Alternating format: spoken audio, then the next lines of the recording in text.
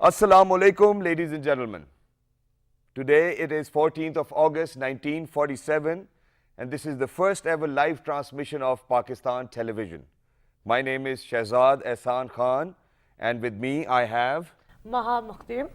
Ladies and gentlemen, before we say anything, we have got some top stories for you, for all those Pakistanis who are out there.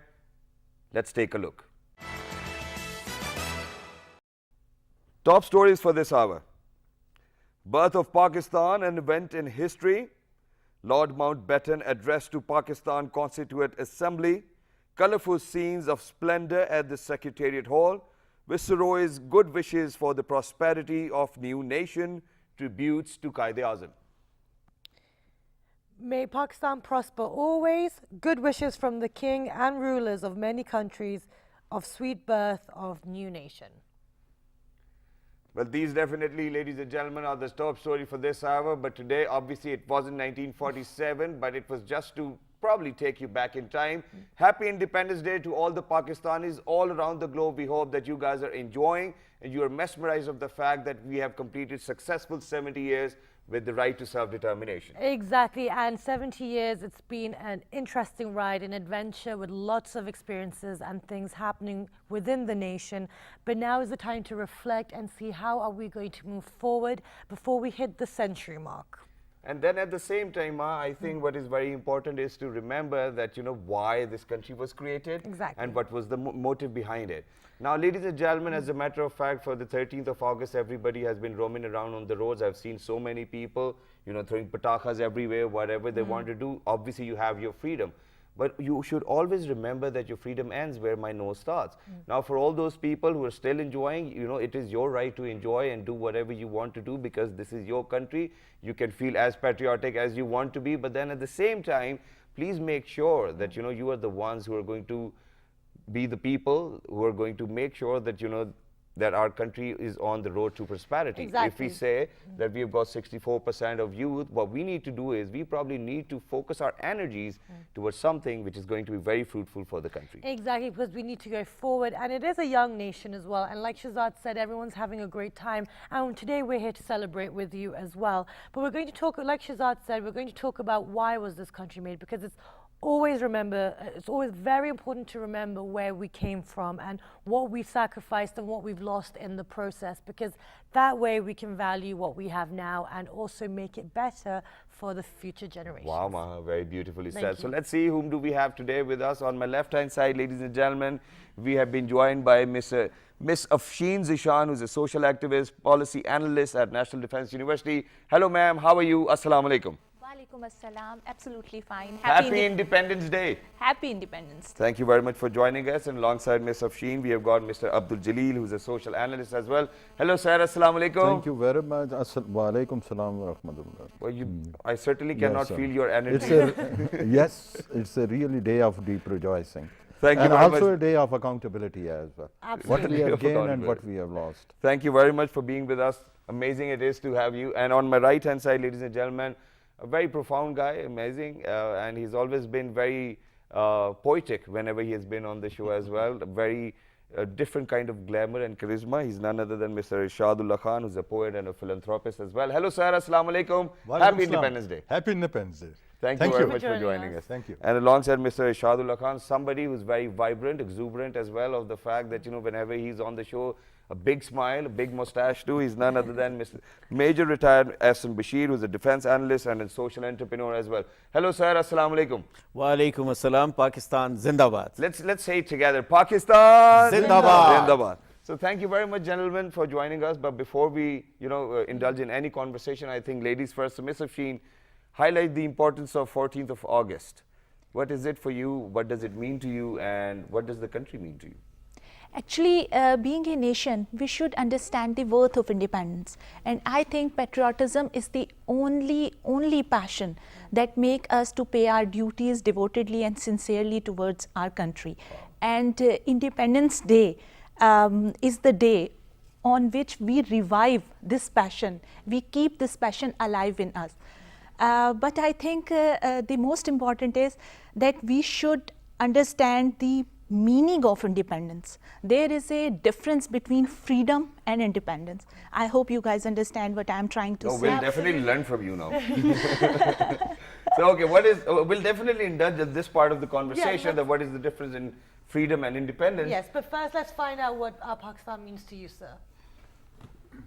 If you ask me this question that what Pakistan, what means it carries in my eye, I would like to heart, just yes. narrate one of the leading quotation of Quaid-e-Azam Muhammad Ali Jinnah. He said that we are a nation constituted by hundreds and millions, and by all international law we are a separate nation because we enjoy our own culture, calendar, our own history, heritage, our own custom, rights, and by all canon of international and jurisprudence, and by all canon of international law, we constitute a separate nation who are quite capable of reconstructing a great human civilization on the planet Earth. And I think so that these are the leading, this is the leading message on which we should think over it and try to reconstruct Pakistan in the light of this statement. Okay. That Pakistan must emerge on this planet as a model of a civilization. Okay, wonderful. Amazing. Okay. Shah Saab, what's your take on this one? Well, first of all, let us say what we have achieved in our 70 years and what China, Singapore, and Malaysia have achieved in less time. Exactly. This requires profound thinking. And the second thing is this, that we have to look at education, which is the basis of any great nation, and also at stunting, which is affecting a large part of our population. Okay, so this is where you're at after 70 years, to Yes, reflect. yes. How about you, sir? Where are you at? Well, I would say that Pakistan to me would be an independent, free, fair Muslim state for the Muslims of Pakistan. Okay. Not only primarily for Muslims of Pakistan, but other communities also into it. But it has to be absolutely free and fair community outside there. Okay, wonderful. Okay, so now we have to go for a short break, but when you come back, we're going to continue our conversation on the independence, what it means, what do we need to do in order to move forward in a positive manner. Stay tuned.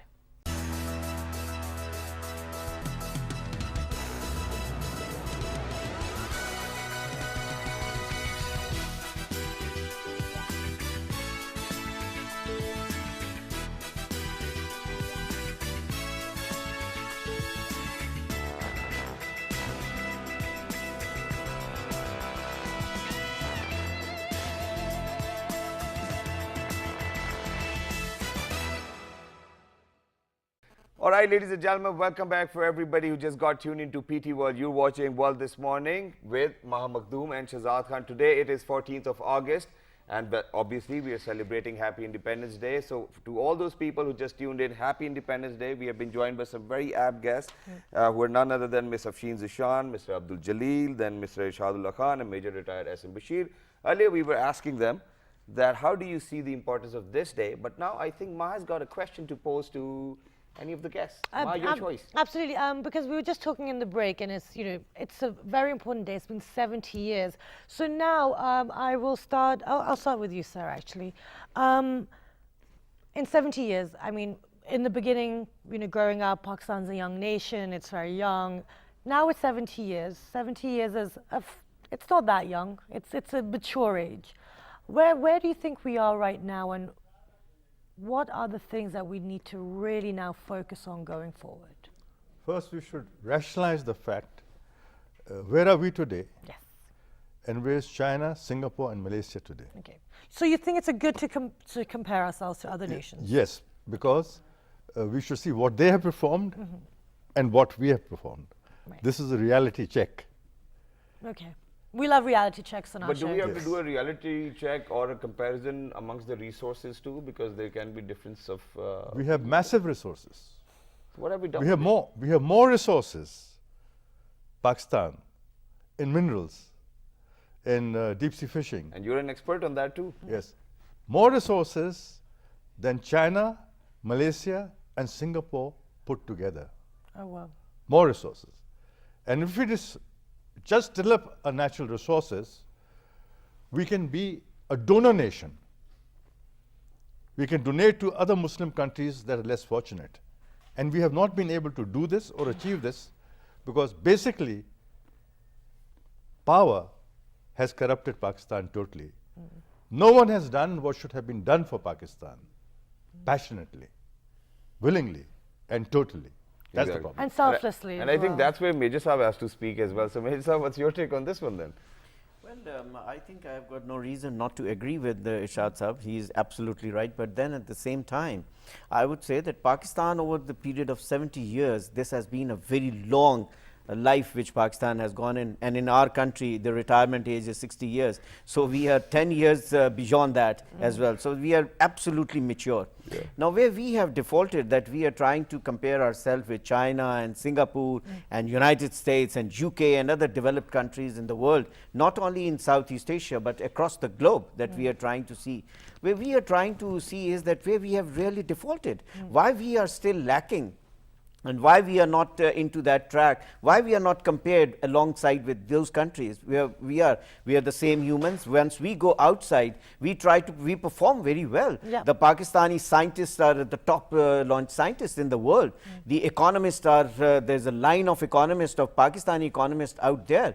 They have laurels. We have got on our account the youngest, Microsoft certified. certified. So many people, and for that matter, we have got entrepreneurs and all that. Those who are performing elsewhere in the world, they are performing outside Pakistan. They are not performing inside Pakistan. Why this is happening? Are there no opportunities in Pakistan that they could have stayed in Pakistan and then performed here, and then they could have been known? Why we are all going out? We are primarily going out for the education.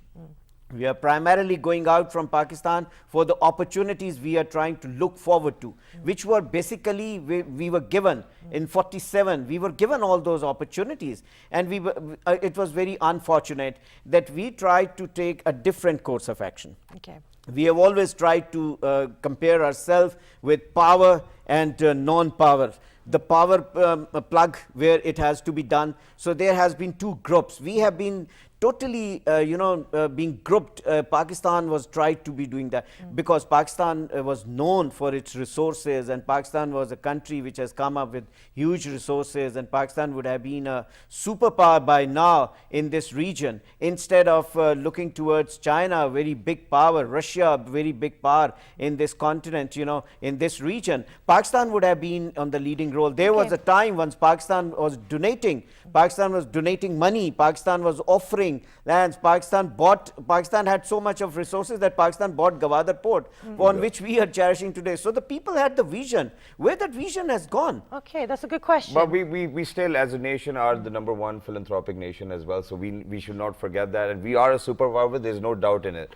But I think as a matter of fact, what happens is that we need to probably talk about our leadership. I think the leadership roles haven't really been justified successfully, I think. Abdul Saab, what do you have to say about it? So the leadership we have got in these 70 years. But in a non-political context. Yeah, obviously, non-political. Yes, of course. What I would like to say is, my friend, whatever my friend have said, it is totally justified. As far as the resources of this country is concerned, they are tremendous. We have got all kind of mineral resources, energy resources, and the human quality is very fertile. And we have produced the best scientists, engineers, doctors, management experts as well. And now Pakistani market is full of these expertise. Unfortunately, there is something wrong with the governance structure of the family, which has failed to utilize this human resource properly, in a proper direction. And why it has happened, precisely the reason what you are asking for, the improper leadership, I will say. Improper, there are a number of reasons. And But leaders do definitely come from amongst us, right? So I think that we cannot ignore the fact that, the constitutional breakdown of the government precisely is also responsible. That is Exactly. one factor as well. Secondly, I would like to say, if you go at a higher plane, we will be compelled to think that why at all this has happened. This has happened precisely because of I would say, the high level of unfortunate ignorance which is prevailing in our country. Okay. And the reason of this ignorance is? ignorance, because the government of Pakistan, I will say each government have ignored educational policy. It is the educational policy which develops the national character. Right. And it should have been taken right from the very beginning very seriously, that what kind of a generation we want to have and what kind of an educational policy should be given to them. Okay, but now the thing is, now this, we're saying, we're putting a lot on the government, and that's fine. It is absolutely correct. And, every show out there is talking about that. But the thing is, what I want to ask is that before this level of ignorance that has become very prevalent within the society, this lack of education, people were educated. People weren't as ignorant back in, in the initial Probably creation. 1970s as so well. in the initial creation, how have we allowed, because that's the thing, the parents then, as a result, have allowed their children to go down this path of ignorance, which has led to then the spread of ignorance, no? There are certain problems which we have inherited from our colonial past, such as this deep-rooted primitive structure of feudalism, peerdom, and etc. Only today I have read the news that the 2 billion rupees have remain unutilized in field of educational sector by Balochistan government.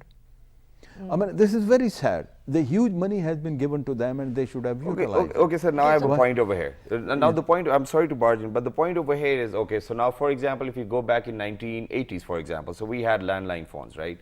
Now we have iPhones. For example, if you go back in 1980s, we have typewriters, now we have computers. So now similarly, we keep on talking about education, but we have the same classrooms which we had in the 18th century, and we still have the same classrooms and the same syllabus. So what difference do you think is going to do education? But sir, first you have to see whether your social elite and the political elite is equally convinced about the utility of education. Okay. Do the feudal lord and the social elite. All the feudal lords we have had in Pakistan have been Oxford graduates, so Okay, if education so sir, would have created So what a difference. what are your thoughts on this? So are we, when do we bring the cohesion together of the power and the social aspect, so we can take the nation Yeah, how do we forward? get rid of this disparity? How do we bring people together that, we have one focus, one mission? First, let me say that we must not forget. Yes. We are 70 years old now. Yeah. Yes. We must not forget that we have the best army in the world. Exactly. In the world. Exactly. We have a fantastic Supreme Court. Yeah, We must not forget that. absolutely. Which has made some fantastic decisions recently, which has changed the course and destiny of Pakistan. We must not forget that. Absolutely. And this cohesion that you mentioned just now, this cohesion, what will bring all of us together as far as education is concerned, we must think of Sri Lanka, where the education level, I believe, is almost 100%. They say it's 97. 97. Yeah. 97. It's almost just, If they can achieve it, why can't we achieve it? And we must not let the feudal structure stop us on the way. yeah, exactly. If necessary, we have to destroy the feudal structure so this country can go forward. Okay, This is what I believe in. right. We will have to act with determination. No shortcuts. We have to go all the way. So this is a very good point, and this is what, this is why I really enjoy doing this show as well, is that you have the negative stuff, but then again, you have really positive examples. Like we do have the leading scientists, leading army, lots of things, the Supreme Court. There's a lot of good stuff happening here, but how do we now, the mushroom effect? Yeah, okay, so now what we need to do is probably, I'll move on to Ms. Afshin over here. So I think what we need to do is that we need to break this monarchy down, and we need to empower each and every individual of Pakistan. How do you think we can do that? I have a very simple Do you solution. think, first of all, Simple this is a solution, solution? yeah. Yes, like I have a simple very simple solution of Yeah. it in my mind. Yesterday, I was writing an article in context of 14th August. Let me share a very interesting thing. So on 13th of August, you were writing a letter in contest of 14th, 14th of August. Very August. interesting. Yes. Actually, we show our patriotism only on Independence Day or on 23rd March. If we stay in this mode, Or 6th September. 365, yeah, sure. Yeah. If we stay in this mode in 365 days a year, I think we can solve all problems. The problem is that we shift our responsibilities, we blame others for all the evils prevailing in society. We must confess our own mistakes. We must correct ourselves individually, and then the process goes collectively. Okay. Now, that's not what the point. There are evils in every society. There are unsung heroes. There are people who have done great things for their nation as well.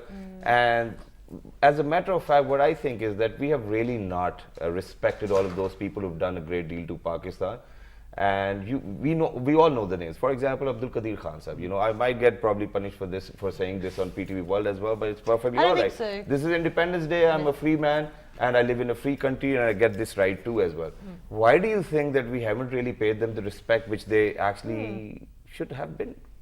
Well, patriotism is not No, this is someone's- not patriotism. This is something just where you trying to- respect, where you history. tell them that, you know, these are the people whom we need to follow. Shahzad, I'm coming to that point actually, Exactly. which you have made. It's very important point that you have made, that we have got so many unsung heroes and we are not giving the requisite, respect to them, which they deserved. And like if we are respecting, and if Malala Yousafzai is respected all over the world today, why can't we really respect Qadir Khan also the same way? Because whatever is, he's our hero as well. And there was a time once this nuclear power, once we became a nuclear power, and we said that now we are unpregnable and our defense is so strong that from militarily point of view we have got an edge over the others now in this region. Absolutely. And that was one of the reasons that till today probably our enemy India, which is always looking towards creating parts of Pakistan they're trying to destroy, they can't really have the courage to come and go for an all-out war. So all-out war with Pakistan is no more an option, let me tell you, for that, because nobody dares touch or see into Pakistan from that angle. Now, having said that, I'm trying to relate this entire thing that patriotism is not only with one segment of society. Patriotism is with everyone. It's a child who is born today in Pakistan. On today's 14th August, a child is born, he's as patriot as I am, But he's or under anyone debt. else for that I mean, matter. look, The what thing we're is, doing for them, he's under debt. No, but as the soon as thing he's is- born, he's under debt. no, but that is what we are saying, that no, who has brought that debt and why that is being done, we need to classify that. Yeah. Why we have defaulted on that, because I have got a different view towards this thing, and that in my mind, which comes into is that we basically did not adopt for what Pakistan was created. Once we deviated from that, till today we are deviating, and Okay. we are not going to that single point. Every nation has got one single point to come and concentrate on, and only then you can rise above. Okay, Exactly. and And that's that was, what was that point? Well, was? maybe I can tell you at the end of the program, or if you want me to tell Well, right now, sure. I Right can now. tell you right now. That was, the point was that this was created as an independent Muslim state. Now, Muslim state in this region, just see around us how many Muslim countries are there and how many non-Muslim countries were there, and what was the interest in this region from that particular point of view. Were we really prepared? Are we really gripped? Okay. Did we have the complete resources to fight against that menace which has today gripped us and is trying to destroy us and trying to really take us further away from each other? Okay, now the thing is, so now we keep, let's go back to the reason it was created. It was created for Muslims because they were being persecuted. I was basically Cultural differences. minorities. There was a huge cultural difference. Okay, so yes, so the And, minorities are today being it has been persecuted. proved that the Indians look at the way they're trying to say Okay, everything, right, that's and fine. trying to blame Pakistan for everything. Okay, so now, let's just step away from that for a second. So now it was created for minorities that were being persecuted. Those minorities were Muslim. We created this country. Now, at the time, the minorities were Muslims, but the thing is, we have the white in the flag. So it is not a country just for Muslims. It is a safe haven. It should be a safe That's what haven Qaeda Azam said for all too. minorities. These are his words as well. Now, like you said, we keep deviating. We keep talking about external powers dividing us, this, that, dividing us. Now, socially, though, when we're living in a community, we are together. To say that external factors are the reason why I'm not getting on with my neighbor, that's an excuse. Now, how do we make sure that we have Really? respect for one another doesn't matter what their religion is. The flag is behind you. That white represents minorities. That's They what are I'm doing. as Pakistani, yeah, same. They're as Pakistani as I am, or well, I mean, more so than I am because I've only been here 4 years. But so, what do you think about these points that, you know, are we going to, you know, can we get rid of all this ignorance? Can we work towards, because it feels like there's a lot of excuses, you know, there's a lot of blame game going on. We're blaming the government, we're blaming the external forces, we're blaming ourselves. So who do we blame, or how do we rectify this? And before you answer that, I think there's one more important thing to be mentioned, and that Sorry, I is that just we do waffled have on. Sikhs as parliament members, we do have Hindus as parliamentary members as well, you know, in provincial and But then not probably in enough. federal as well. Not enough, that's fine. Obviously, they do have We to have come and army contest too as officers well. also So I think serving in Pakistan army an as well. example of, you know, treating minorities very well too as well. But now, how do you think that we are going to get rid of all of these excuses? I think this is what you were asking, right? Yeah. First, let me say that I, like so many other Pakistanis, can say with 100% confidence that we do respect our minorities. Exactly. Okay, They're in all of our services, and they're all fields of life. okay. And they're very important for Pakistan. They are men of and women of great integrity. Exactly. But then let me link this to something else you said, which is also very important early on. You talked of corruption. The time has come for Pakistan, if we really want to serve our people, to bring back all the billions of dollars that have been stolen for Pakistan. It doesn't matter who stole them, whoever stole them, we have to nab those guys and bring that money back to Pakistan. Okay. All of our debts will be cleared immediately if we can bring all that money back into Pakistan. Do you think we can do that? Do you think we're going in a direction where we can make Yes. these things Yes, correct? I think the Panama case and the Supreme Court judgment, which is a fantastic The judgment, precedent has been set. precedent has been set and it cannot roll back, it can only roll forward. Okay. Okay, so now we I love your positivity. Okay, It's so great. the best part over here is that within Pakistan we do see institutions grooming now, institutions doing what they're supposed to do. But other than that, there are few institutions which I think they still need to, you know, get up or probably have the courage to do the things they're supposed to do. How do you think in days to come, because we have seen judiciary, you know, we have seen the uprise of judiciary as well. Then other than that, we have seen the uprise of media as well. But everybody had to fight their own fight, right? You know, everybody was on the street, and then there were media trials, and then everybody was coming and they were contesting and whatnot. How do you think all of those other institutions who work under the government bodies will actually get the guts to do what they're supposed to do? So, Firstly, I would like to say that Pakistan at this moment, it desperately needs a social revolution. That's very important to bring about, to give, in order to give a new awareness to the people, to the newer generations, specifically who are the future of our nation. They need to know for what reason, what were those higher civilizational objectives for which Pakistan has been created. Both Quaid-e-Azam and Iqbal, if we read their statement and their philosophy, we will find out that both of them were deeply disillusioned with the devastation which they have seen during Second World War, First World War and the Second World War. And both of them, war has been fought in the name of the nationalism.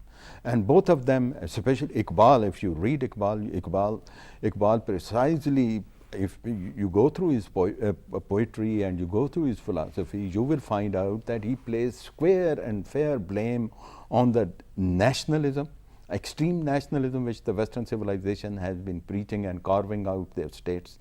And secondly, the colonial structure and the new obscene capitalism, which was based on a lethal exploitation of the poor developing country. They were the main causes of the of the major wars. And Iqbal, in the light of what he have seen, he could predict very rightly that the Western system of Western political system or economic system will not be able to deliver a good for us. And that is why they have, and then he compared it with the Islamic system, and he said which is based on the higher ideal of Islamic civilization. And what were the higher ideal of, which creates the higher ideal was they are defined in a great human ideal, which in fact does not discriminate between human beings on the basis of blood, kinship, or on the basis of your territorial or geographical associations. He said that you have to create a humane society, number one. And secondly, he said that knowledge is very important. You cannot raise the level of your performance. You cannot create any distinction in the society if you continue to grope in the darkness of the primitivity. Exactly. He has talked about. And thirdly, he was deadly against this ruthless exploitation of the capitalism. He said that gharat gari hai jiska naam wo hai maghrib ki maishat. He said until and unless you do not bring a social and economic justice in the society, you will not be able to carve out a humane society. I think you've described it very beautifully as well, but I think this is what has been happening in Pakistan too. Now what they do is they take away your resources, give you a little bit, and you're obviously their voter. So how do you think we get rid of that? How do you think we're going to empower people? Let's move on towards the positive side. What do you think the future holds for Pakistan? Let's start with you, Ms. Safi. Actually, I have been working in development sector for last 12 or 13 years. I have got an opportunity to work with community members at grassroots level. So I'm very positive that Pakistan is progressing and progressing in very right direction. But how are they doing that? Our hope is our youth. I have got opportunity to represent my country at United Nations forums and at international universities. I presented my research paper over there. The Pakistani students are very talented, and there is no need to give them direction or guidance, as we always say, because this is the age of information technology, and we all know what is right and what is wrong for us and for our nation. So I think we are progressing, and there will be problem. There are problems, there are hurdles, but we are moving towards right direction. Okay, so the thing is, we will get into what they are actually doing. We'll get into the specifics, but we're going to go for a short break. And when you come back, we're going to continue with Shahzad's question on what are the solutions. Stay tuned.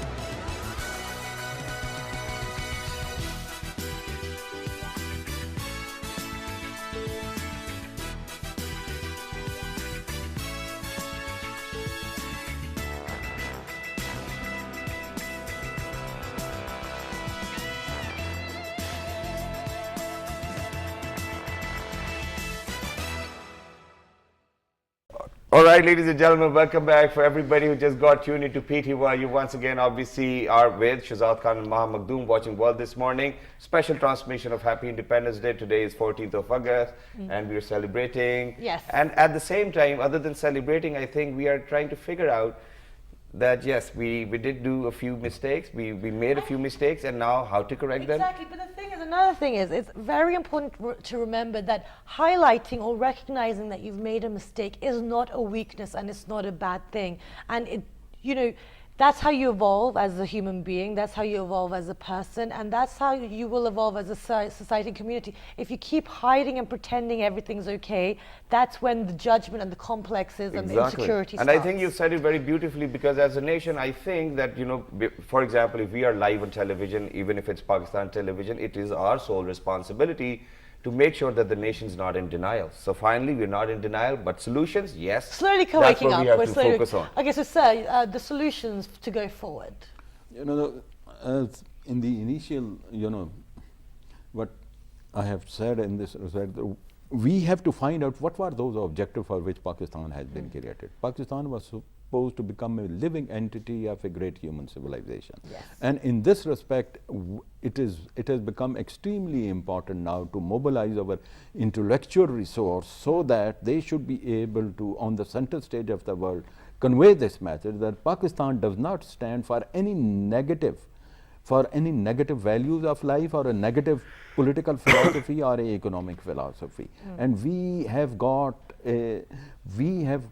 fully equipped with a requisite human resource. We have got a very sound ethical and a moral order to play a role on the center stage of a world, so that, you know, the peace and stability could be restored. That is something which our intellectuals so far have not done it. Okay. The international media is unaware of it. The international world, the world outside Pakistan, is not fully conversant. You know, what are those admirable, the aspect of the Islamic civilization which Pakistan represent, and if we allow to project them, how much stability and peace and progress we can bring to the world.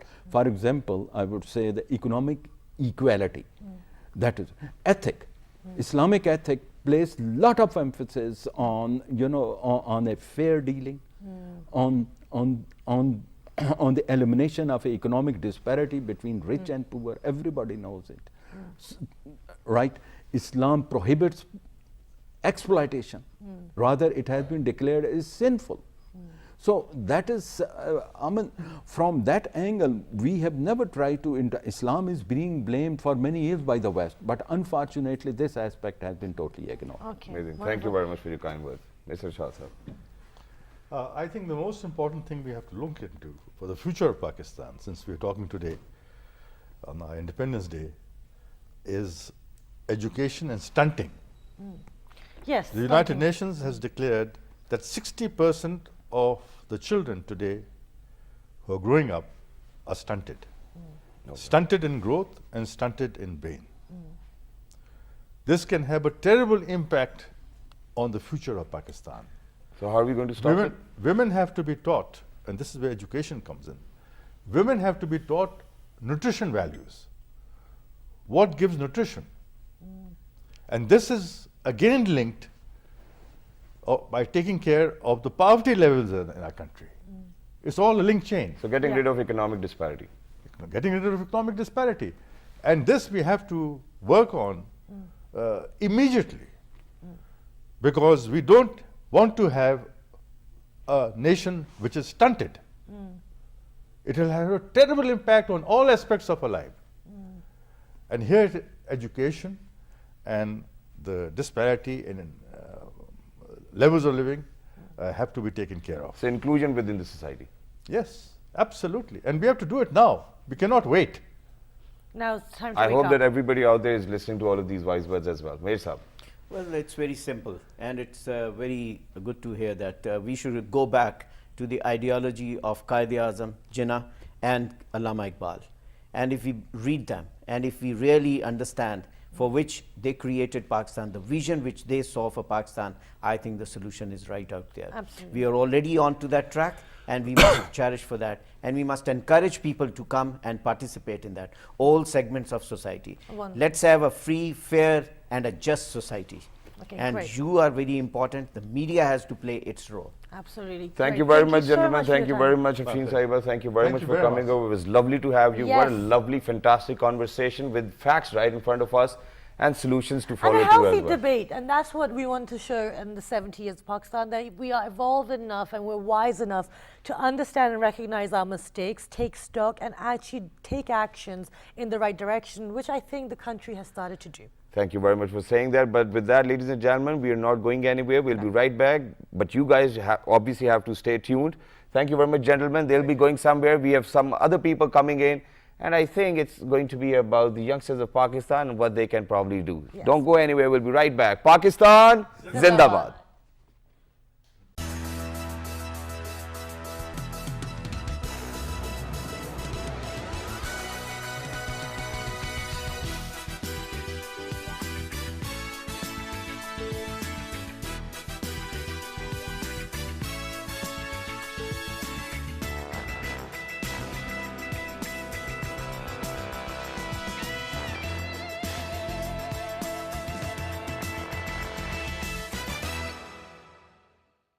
Welcome back, everyone, and welcome to World This Morning. You are joining me, Maha Makhtoom. And now for the second hour, we've been joined by Umar Khalid Butt, who is also an anchor on PTV World. He has his own show and he does the news with us as well. Assalamu alaikum. Thank you for joining us today. The pleasure is all mine, Maha. It's a pleasure to be here, to be encircled by you and such a diverse range of women Yes. who are here to celebrate the 70 years of Pakistan. Exactly. So before the break, we had a different panelist on our show, and we were discussing the history and all of that. Now, we, as you know, we like to highlight and really emphasize the females that are playing a very important role within the society, and that's at every single level.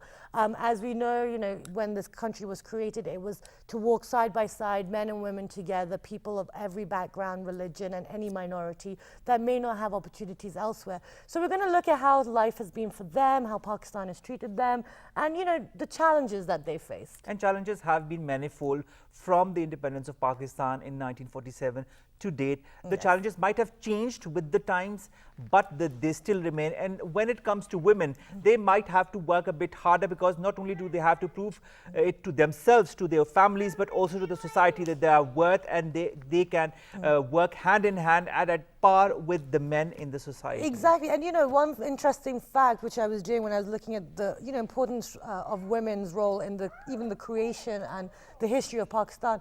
I mean, I did not know this until I started doing my research, but Fatima Jinnah, she was actually a dentist by profession. I mean, not many, well, everyone should know that fact, but I don't think many people do.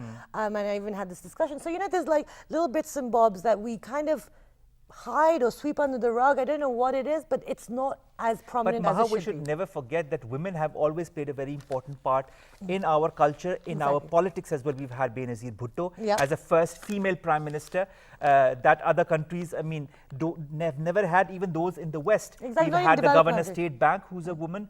We've had now heads of organizations who are women. We have women who've played a part always, like you talked about Fatma Jinnah, I totally From the agree with you. beginning. But from now on, they are also entering all different sectors which were before handled by men maybe in the past, but now women have shown that they are equally competent as men. We have a diverse range, as I said in the very beginning, of women guests, female guests today, representing different sectors of Pakistan. Let us introduce them to you one by one. I think, Maha, you should start. Yes, I will start from my side. So we have been joined by Zulekha. She is a development professional. She's been on our show multiple times as well. Assalamu alaikum, good morning.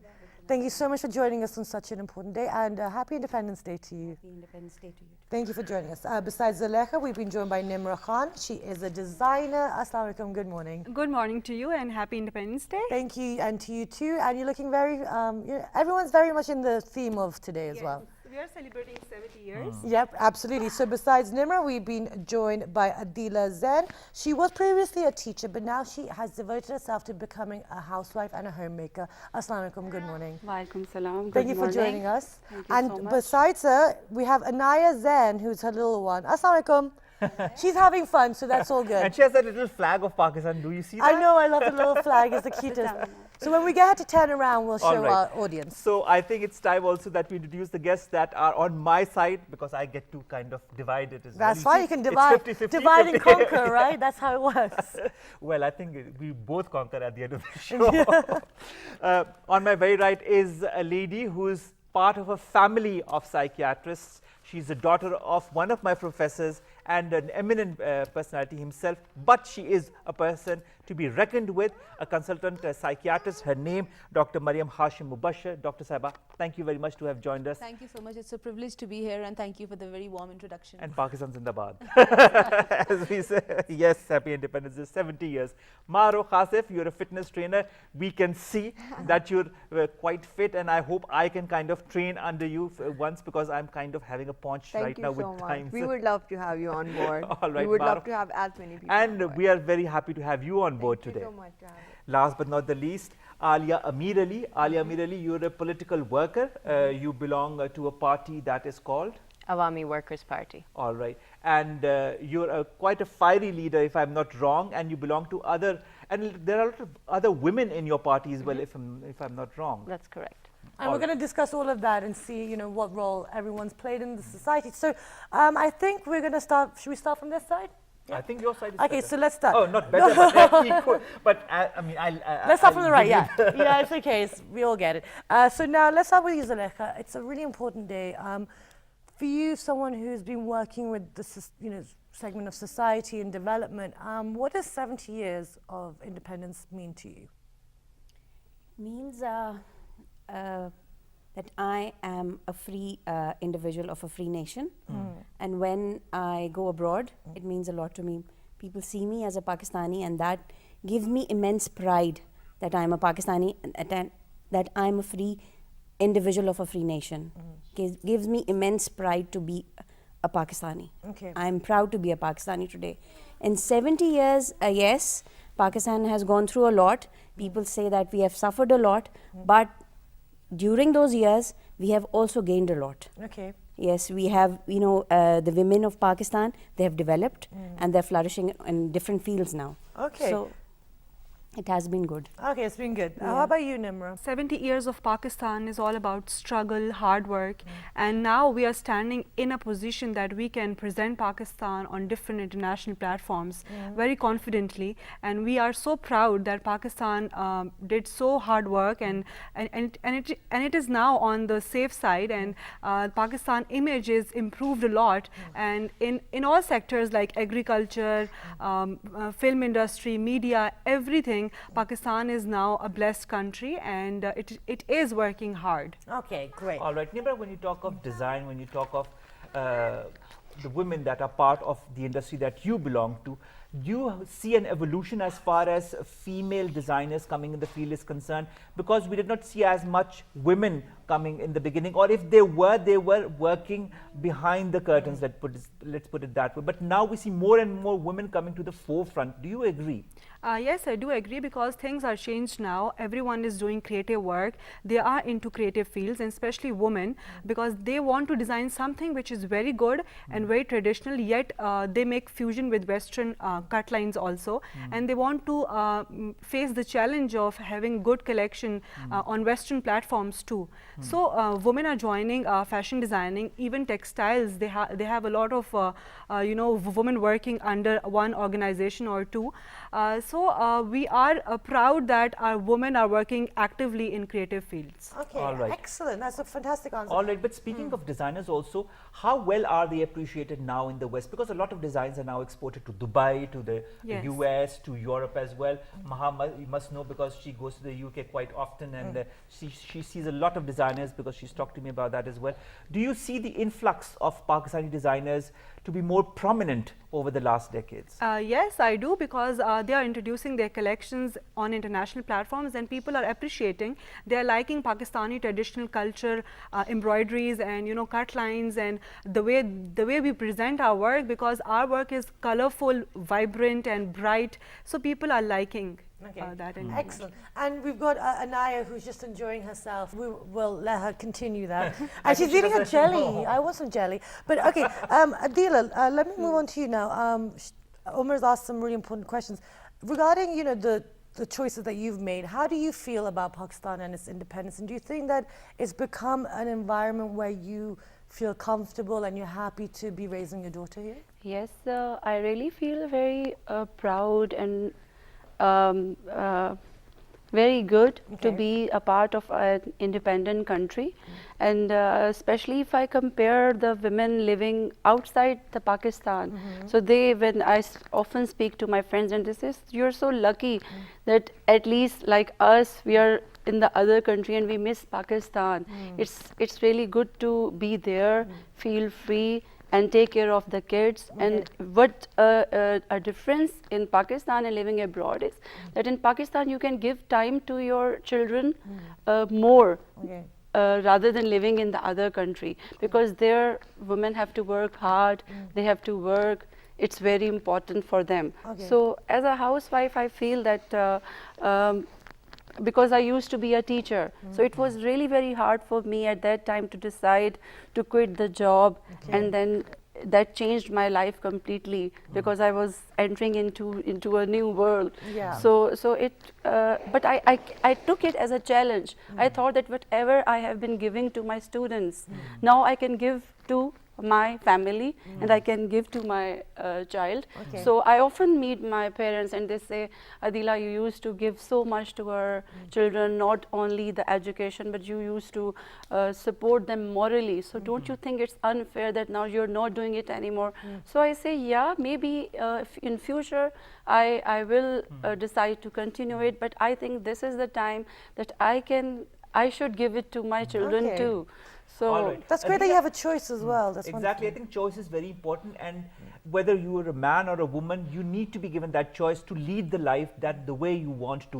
Now, you were an educationist, a teacher. Education is so important for any country, especially for developing countries such as ours, because this is what should be and will be the backbone of our country to progress and to come up in the Committee of Nations. Do you feel as a housewife now that more and more women are getting getting quality education around you, even if they are housewives? Yes, yes, they do. Or you can even, that's what I'm saying, that even after getting married, you can continue to work, you can continue to study. This thing never ends. But sometimes, like, there is a stage in life that you have to give time to your children. So that's what I always used to tell my students, that there's a time in life you need to be disciplined. See, so discipline, if I'm leading this life, so discipline comes like I have to give time to my child. So when we are working, Ola, tell me, your little daughter is kind of wanting that attention. Do little ones demand as much attention as, and do you give? I mean, I know. I also do this to my parents now. But I will just tell the girls. But as a kid, Anaya, what's up?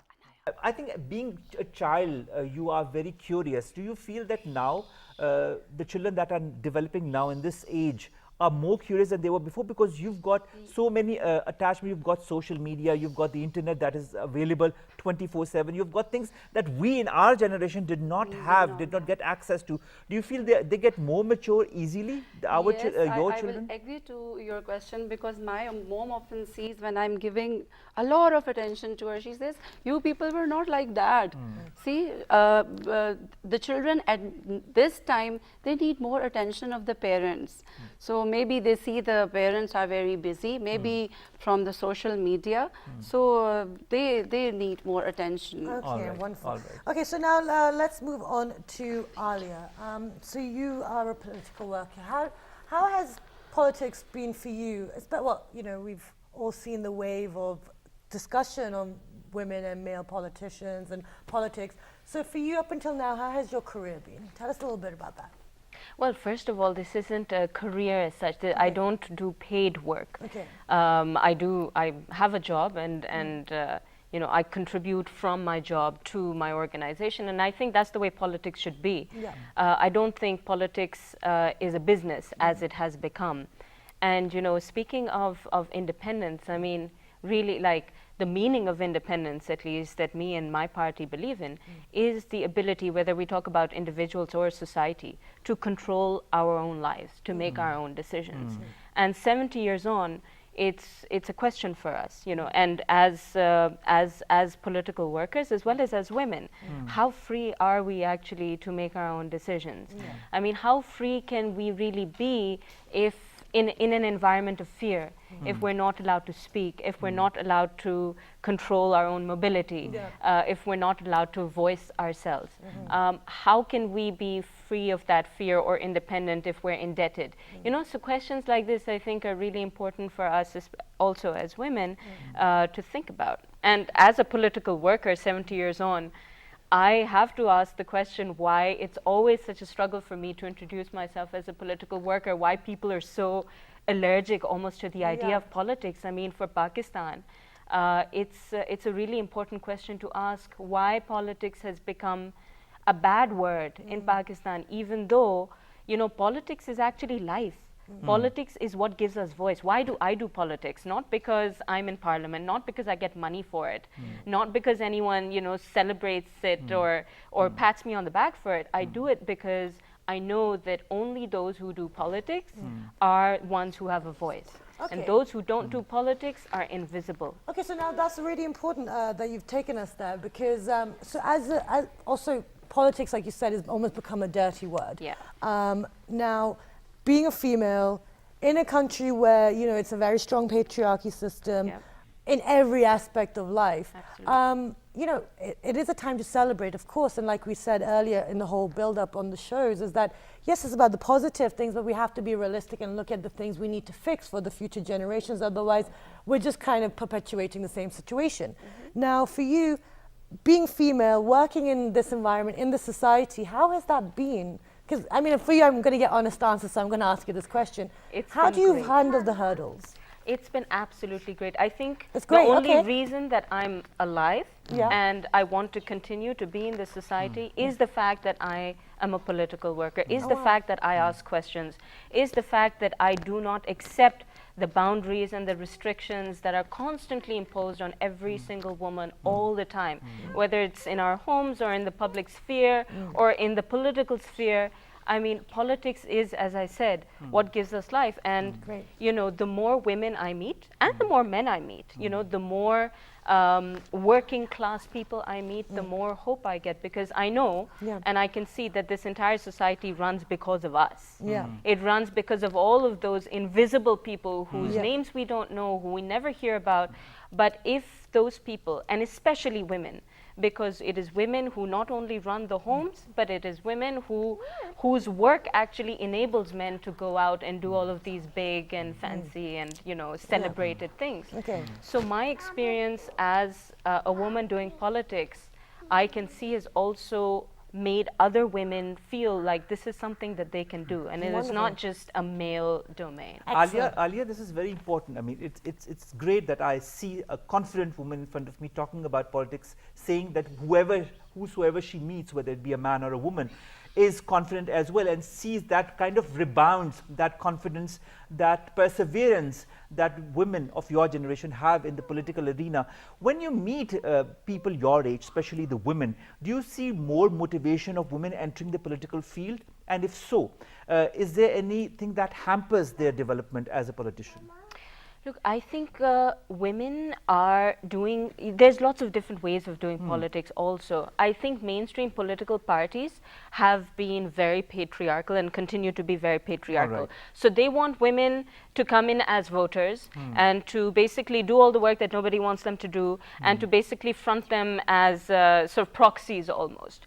Women are not accepted in this society or in mainstream political parties as equals. Right? So I think that there are a lot of deterrents. Why would women want to enter a space or a field where they're not treated as equals, right? Where they have to do all the work, but someone else reaps the benefits.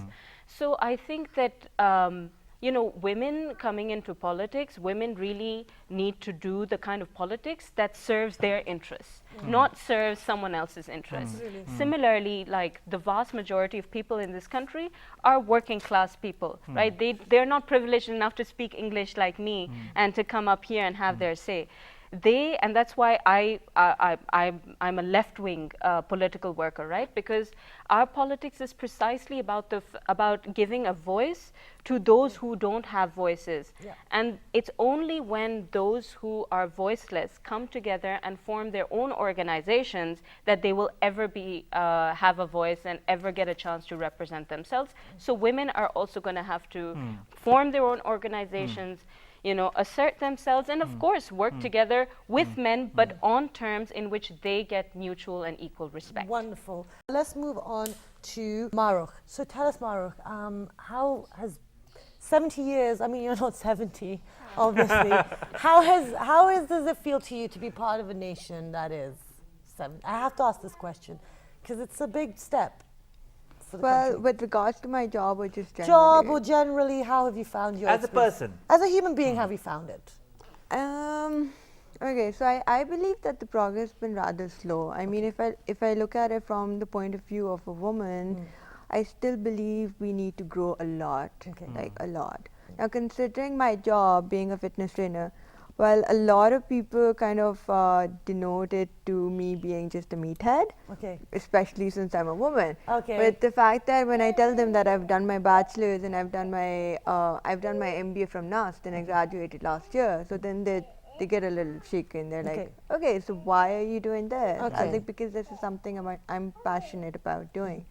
So basically, I think, you know, since fitness is like a new field in Pakistan and in general, so the thing is that, like, you know, it's just slowly growing onto people, and especially being a female trainer, so, you know, it's just a little hard to absorb, and it's still hard to tell people without feeling, you know, a little bit of guilt. So I just feel like we're still slow when, you know, when it comes to this, and there's still like stereotypes in the society. So we still need to try breaking the boundaries. All right, Mark, we talk about breaking boundaries. You are breaking boundaries. So is our politician friend sitting right next to you. She is starting new trends as far as politics and women is concerned.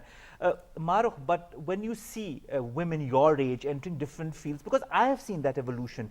10 years back, we did not have as many women in different fields. We had certain fields like being a doctor, an engineer, or being in certain fields, politics, for example, Benazir Bhutto Shahid was there as well.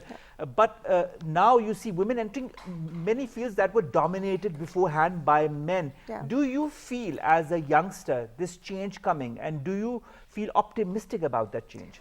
Definitely. I mean, like I said, it's slow, but it's still happening. So that's a good thing that, you know, we are moving towards that direction where women and young people are encouraged and they're motivated to do something for the society and for the country. So that's a really good thing. All right. Yeah, wonderful. And now, Dr. Mariam Mubashir. I never know how to ever say, because there's so much, like, I don't want to miss out the important name. I think I need to, I always add my husband's name in the center. That's great. No, that's really sweet. And I feel proud of that. No, that's great. So now we've, you know, asked pretty heavy questions from everyone, but, you know, that's the nature of today. Being a psychiatrist, also in a field where, you know, recently there was a research that 73 women go into medicine, but only around 30% are in the working field. So that means it's a male-dominated industry still. How does it feel working there, and, you know, hearing all this conversation, you know, about the social development and the hurdles that women have to face as a psychiatrist? Yeah. Maha, first I'd like to highlight the fact that, you know, the universe is perceived as an equilibrium between a harmonious collaboration between men and women, right?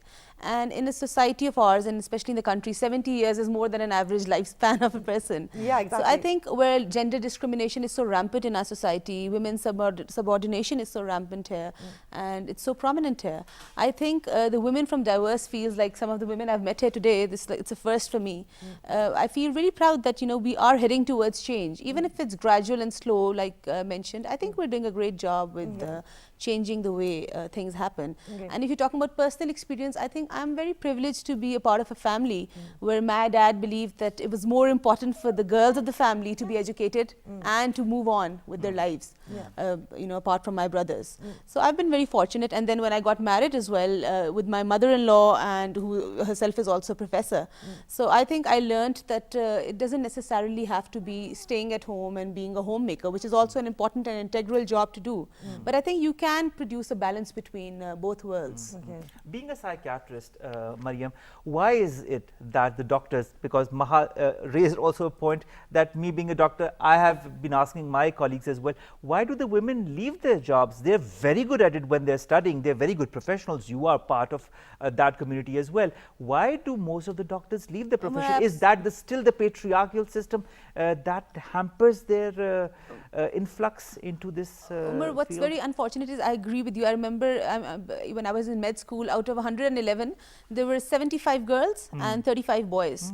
And eventually, I think only 15 or 20 were doing the house job the next year. But now things are changing. Yeah. But now things are changing. Now over 60 out of those 75 are working, and I'm still in collaboration with them. So there is a change coming in. But then you see what happens is that when people want their sons to get married, they want a doctor who's going to stay at home, clean, cook, and do all that. So there is that system that's coming in. So I think it makes sense to me. Like, But Mariam, aren't women multitaskers? Haven't they always been multitaskers? Absolutely. I mean, they could handle the home and the profession equally well. Absolutely. Despite my humility, I'd love to say that yes, I have learned over the years to put a balance between life at home, and I'm married to an army officer, which makes it even more patriotic being here today. So I mean, but I think the men out there need to understand that for women to go out and be homemakers and balance work life and their children is very important. So the people who are to be put on a hot end at this point of time is men more than women. Yeah, well, it has to be, it's not one or the other. We're not against them. It has to be, you know, it's a progress and Maha, together. I think we can't say that women need to make organizations and collaborate to make these things. It's more of a, we don't need to stereotype males and females. Yes, women have extra demands, women need extra work. But I think to multitask is what we're looking for. Exactly, like this is what we've always been doing. This is what I saw my mother, my sister doing, and all the other relatives in my family. At least they've always multitasked. They're all working professionals, and they're good mothers and good daughters as well. And people who go out, you know, there is a research which says that women who go out have more exposure I have been working. It's based on quality and not quantity. It's not the quantity of time that you're giving at home. It's more of a quality But based. Mariam, being a psychiatrist, you meet a lot of women, I'm sure, whether they come to you for consultation or otherwise. Do you feel that a change has come in the last decades as far as perception and mentality of women multitasking and handling both their personal and professional fields is concerned? Absolutely. We have so many examples ahead of us. Designers, artists, engineers. We talk about legends in music in Pakistan, and then you talk about legends, Arfa Kareem and such names, people who are out there and really making a change in Pakistan. So I do feel that there is a lot of diversity and it's making good change. Right, excellent. And now, well, I think we've kind of incorporated all of the different aspects that we were meant to discuss. But okay, let's come back to Zulekha. You know, all this conversation, you know, you said that you feel very proud, you know, being part of an independent country. Now, we've talked about the hurdles. We've talked about the issues that women face on a day-to-day struggle. How do you think we're going to actually start implementing these changes that we wish to see? Because at the end of the day, fine, we are doing good. There are positive movements and changes that are happening, but it isn't the ideal that we had of the country 70 years ago. So how do you think we're going to achieve that fair, equal, you know, safe haven for people that we promised? I think it starts with the home. When you teach your sons to behave like you want men to behave with you. So you teach your son, you know, you have to behave in this certain way with a woman, and you have to give your sister and eventually your wife the opportunities to grow. So you have to teach your son first. And then, like, for example, I am teaching in NCI, I teach 2 classes. So I am teaching 120 in one class and 100 students in the other class. So we have around about 60 in one, 60 females and 40 males. So I tell them, you know, they are the change. We have to teach them how to behave in a certain way when eventually they take on the mantle of the society. So this is what we can do now. Teach them the change that we want, that we didn't have. Okay, so now the thing is, now this is what I was noticing, so ever since I've come back, is that, okay, we talk about a lot of change, we talk about we give a lot of respect to women in this country, you know, women are treated the best here, etc., etc.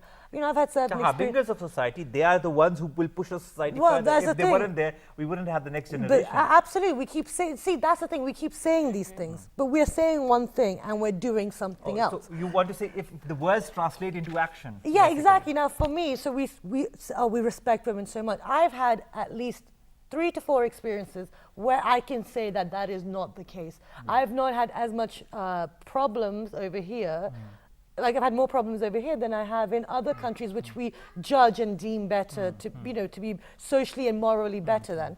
Now, in a country where we're talking about all these changes, where you see no women in the public spaces because they're kept at home to protect them, how are we actually expecting this change where we value them to come?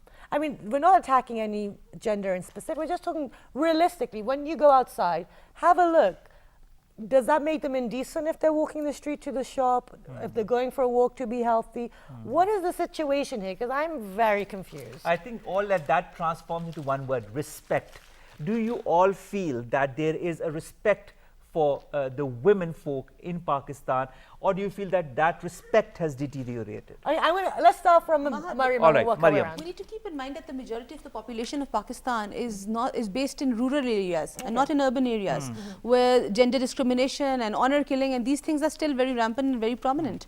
So how do we expect to change when the education in the rural areas is not adequate enough for women to sort of have a voice? So for all these changes, it always starts from a root level. It has to be like a multi-collaboration. Okay, you're talking about the rural areas, right? But then what about these cities?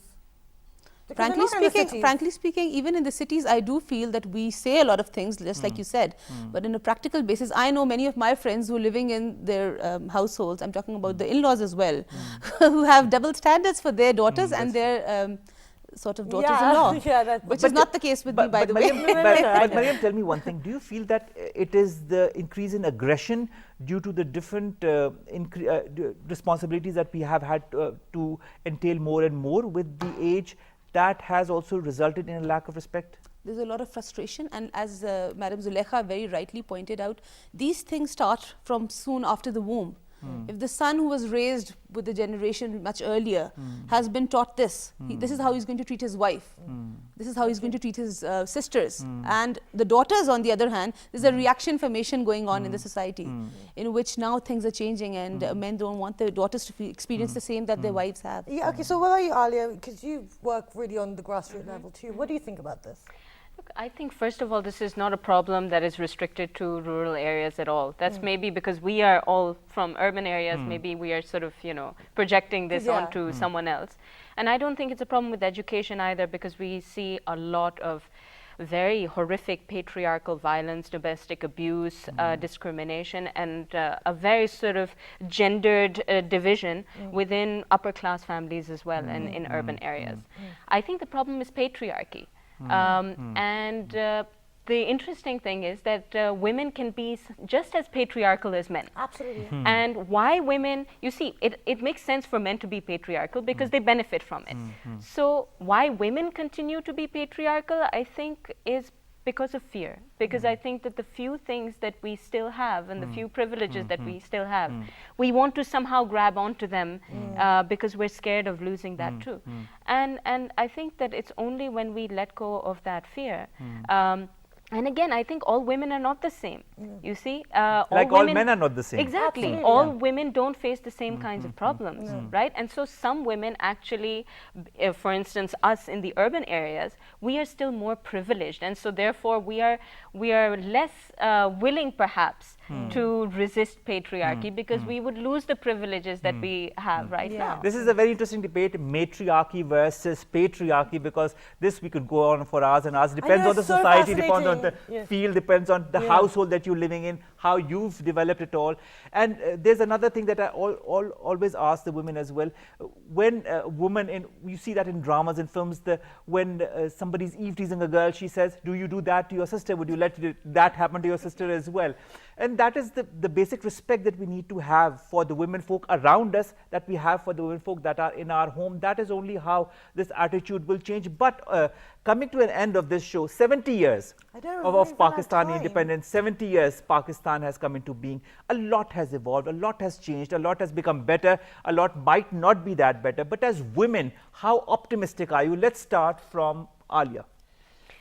I am optimistic because I see women struggling around me. And it is only through struggle that we will reach a better place.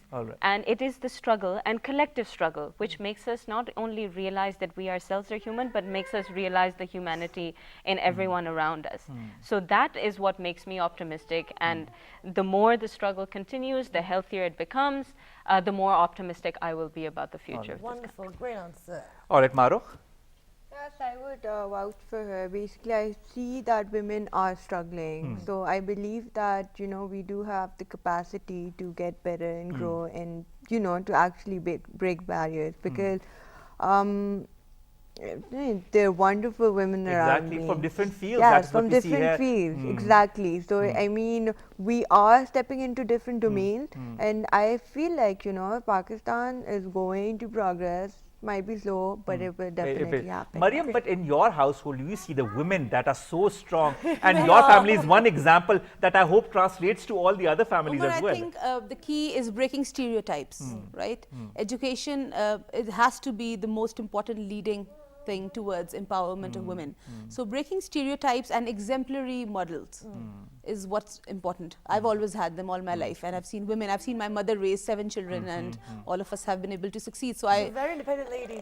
Yes, that's great. And strong women. Yes. So I believe that that is the most important thing, and I think being the change that you want to see in the country and the world at large. Wonderful. How about you, Zara? I think people are more open to change now. So that is what makes me optimistic for the future.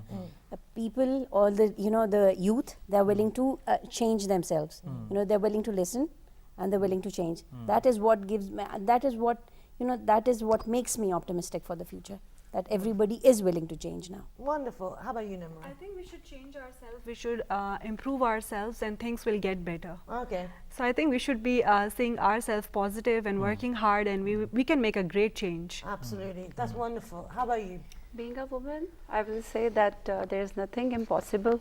You have to be positive and you have to have faith in yourself, so you can bring a lot of changes. And instead of changing others, you first need to bring change in yourself. So this is very That important. is very important. I think the whole thing that we gather from this lively discussion among 6 brilliant women is that we can bring the change by being the change ourselves. Yeah. When we are the change, others will change accordingly, and they will, when you give yourself respect and when you give others respect, the others will be forced to respect you in return.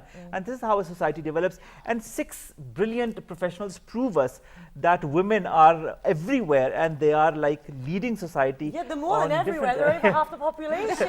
Oh, more, yes, of course. And now that we have more youth in Exactly. Pakistan than Exactly. people over 30. And Naya, she's our next generation. What kind of Naya, world and you wanna country say are you going to something? leave behind for her? So basically, to sum it up, practice what you preach. Stop, stop the hypocrisy, and we're going towards the right direction. There's discussions being started. There are people getting actively involved within the society and community. And I would really love to have you all back on the show in different capacities and really get into the things we've touched upon today. But I think for me, my message would be that, it's 70 years. Like Dr. Mariam Bashir said, it's more than the average lifespan of people within the country. And we've had our ups and downs, but now let's focus on going up. Let's focus on providing a platform for everyone. Let's stop the differences and all this unnecessary hatred and jealousy that we have and complexes. That is true. And live and let live, and respect for yourself. You need to respect yourself, because until you don't respect yourself, nobody will respect you. Absolutely. Respect yourself and respect the people around you, and respect them for the decisions that they make personally and professionally. Let them live, and that the way, I think that is how indirectly you will let the society live and prosper. Exactly, and I think our opinions on how other people live their lives has got nothing to do with that. Thank you everyone so much for being here. It's been an absolute pleasure. And now we're going to go for a little break, but when you come back, we're going to have the next generation come and entertain us a little bit and get our patriotism flowing. So stay tuned.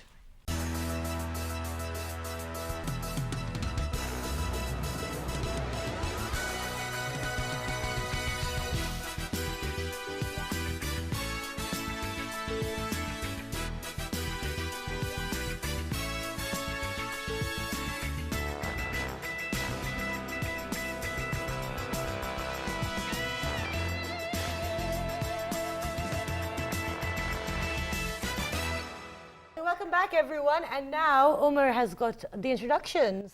Do I? I don't have them on paper. But but you anyways, have to bring the children that are here just in front of us, these lovely little future of Pakistan from different, from as women, as future men. I don't know which sectors they're going to get into, development or medicine or, but that's just a little get-up that he has. But we all wish them the best, because these are the ones that are going to bring the country forward in the future decades and centuries, aren't they? So from the future of Pakistan, let's hear a couple of words in the form of song. Dil Pakistan, ja ja Pakistan, dil Pakistan, ja ja Pakistan. ऐसी ज़मीं और आसमां, इसके सिवा जाना कहाँ? बढ़ती रहे ये रोशनी, चलता रहे ये कारवां.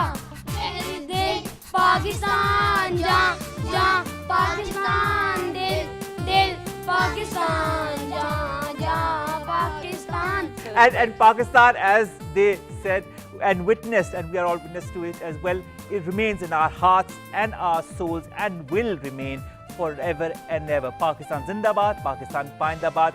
Happy 70 years to Pakistan from all of us at PTV World. Absolutely. Have a wonderful day, and we will see you bright and early tomorrow morning. Pakistan Zindabad!